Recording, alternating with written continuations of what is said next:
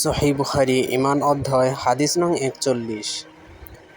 আবু সাঈদ খুদরী রাদিয়াল্লাহু তাআলা আনহু থেকে বর্ণিত, তিনি বলেন, আল্লাহর রাসূল সাল্লাল্লাহু আলাইহি ওয়াসাল্লামকে বলতে শুনেছেন, বান্দা যখন ইসলাম গ্রহণ করে এবং তার ইসলাম উত্তম হয়, আল্লাহ তাআলা তার পূর্বের পাপসমূহ ক্ষমা করে দেন।